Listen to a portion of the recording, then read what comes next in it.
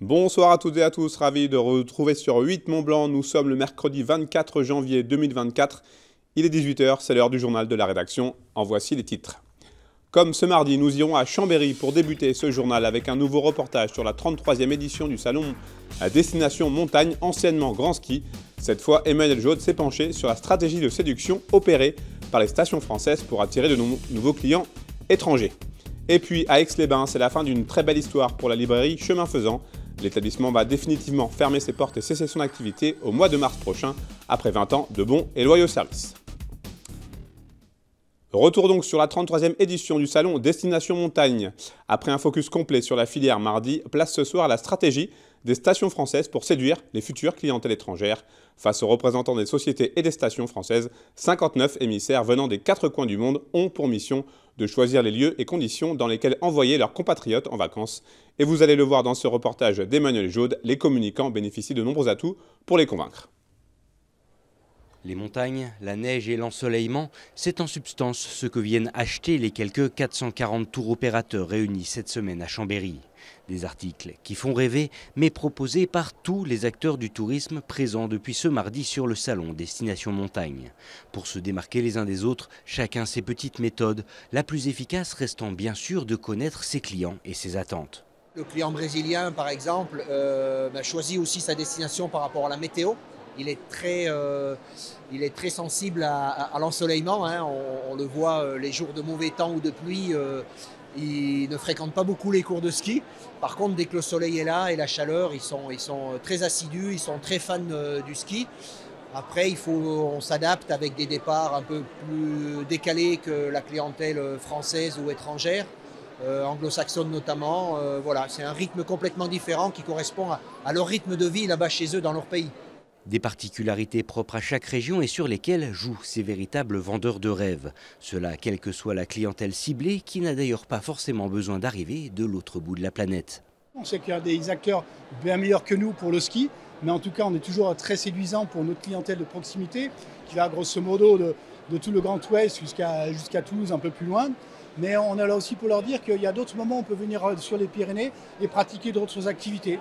L'outdoor, on a plein de diversifications en matière d'outdoor qui passent par le parapente, qui passent par le VTT, la randonnée bien évidemment, le canyoning, le montagne et des tas d'activités qui se conjuguent tout au long de l'année, notamment du printemps à l'automne.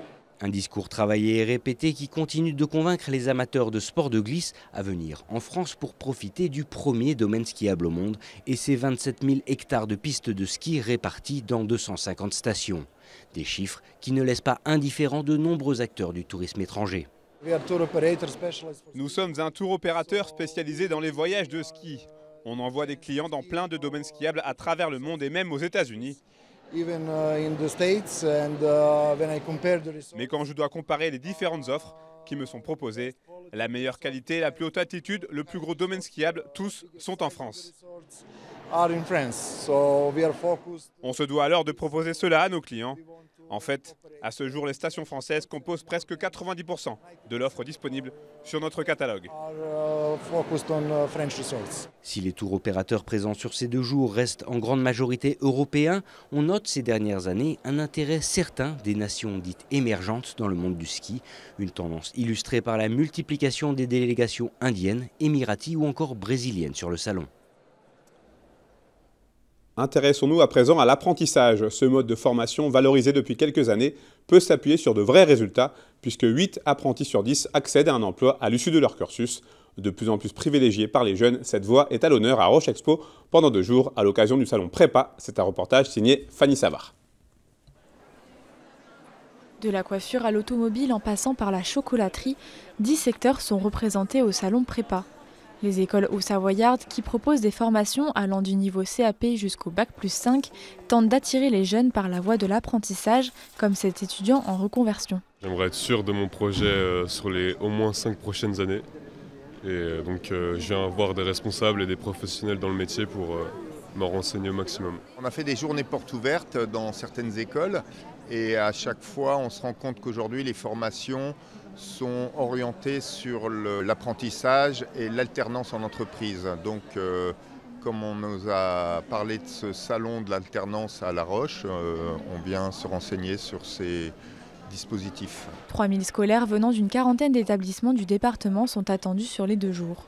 Ils peuvent ainsi toucher du doigt des métiers plutôt méconnus grâce aux démonstrations en direct proposées par les apprentis. C'est un métier qui intrigue. Quand ils nous voient faire nos petits sacs, nos petites choses, et puis quand ils voient tous les produits terminés, tout ça, oui, ils s'arrêtent pas mal, ça intrigue. J'ai accédé à cette formation et j'ai connu cette formation grâce au salon à la Roche Expo, donc je fais un petit peu de la pub. Mais c'est vraiment un chouette salon. Ouais. C'est sympa que les jeunes y viennent et qu'ils découvrent des formations auxquelles ils n'ont peut-être pas accès forcément autre part.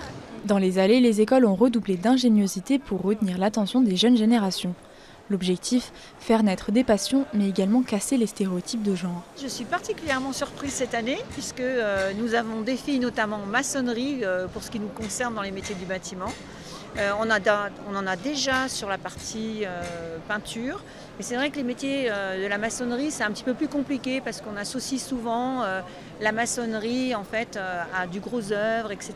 Et là, cette année, c'est un petit peu différent dans le sens où elles découvrent en fait que c'est aussi un métier d'art. L'apprentissage, véritable passeport pour l'emploi, est en forte progression depuis ces dernières années.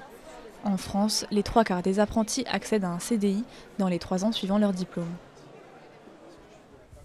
C'est une fermeture qui risque de ne pas passer inaperçue. Située rue de Genève à Aix-les-Bains depuis 2004, la librairie Chemin Faisant va mettre fin à son activité au mois de mars prochain. Cette difficile décision prise par la gérante de l'établissement Virginie Rigaud est une bien mauvaise nouvelle pour certains habitués. Reportage sur place de Chloé Lemeur. Dans la rue commerciale de Genève à Aix-les-Bains, une page se tourne pour la librairie indépendante Chemin Faisant et sa gérante Virginie Rigaud. D'ici quelques semaines, cette enseigne va définitivement fermer ses portes après 20 ans d'existence. Une décision assumée par la propriétaire des lieux qui a désormais envie de s'ouvrir à d'autres perspectives sur le plan professionnel. Pour l'instant, j'ai encore rien de prévu de concret.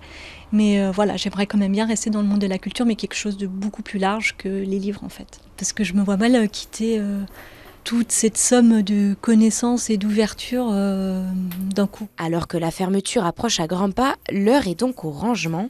Dans certaines pièces de la librairie, des étagères sont déjà vides.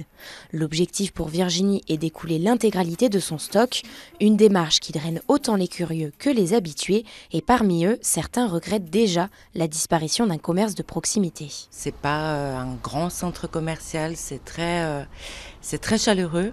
On y est très bien accueillis et surtout très bien conseillés toutes les fois où j'ai pu venir. Donc c'est ça qui me faisait venir plus ici qu'ailleurs. On a une petite ville sympathique, un petit centre-ville, donc si chaque boutique ferme, ça perd de son dynamisme. Et puis sur les librairies, c'est quand même triste parce qu'avec le prix du livre qui est maintenu et qui est garanti, on n'a pas d'intérêt à les commander sur Internet ou ailleurs. Le prix, il est le même partout. Pour Virginie, c'est aussi avec un petit pincement au cœur qu'elle appréhende ce futur changement. Son expérience au sein de la librairie lui aura laissé de nombreux souvenirs, dont notamment les rencontres organisées avec les auteurs, et en particulier celle avec David Zaoui en avril dernier. Il a été lauréat du Festival du premier roman à Chambéry. Mais en fait, il est très peu connu du grand public et j'ai toujours eu ce plaisir et c'est peut-être un petit peu prétentieux, mais cette vocation à faire découvrir des auteurs. Et là, en fait, c'était chouette, parce que moi, c'est un de mes auteurs préférés et ça a vraiment permis aux gens qui ne le connaissaient pas de pouvoir discuter avec lui. D'ici le 9 mars, la libraire espère vider tous ses rayons. Dans le cas contraire, rien ne sera évidemment jeté.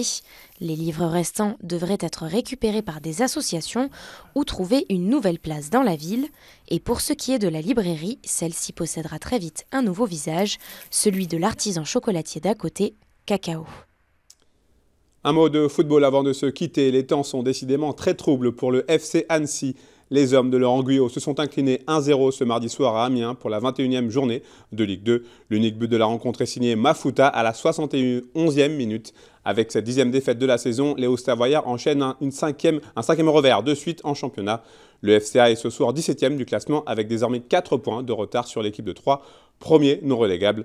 Par ailleurs, le club a annoncé le départ en prêt de Zakaria Benguedouj à Châteauroux en national jusqu'à la fin de la saison et celui de Steve Chamal qui quitte donc le club Hauts-Savoyard pour aller jouer en division 2 turque. C'est la fin de cette édition. Merci à vous pour votre fidélité à l'information sur 8 Mont Blanc. Merci à toute l'équipe pour son aide. Comme chaque soir, après ce journal, vous avez rendez-vous avec la météo de Thierry Paulme. Passez une très belle soirée. Je vous dis à jeudi pour un nouveau journal sur 8 Mont Blanc.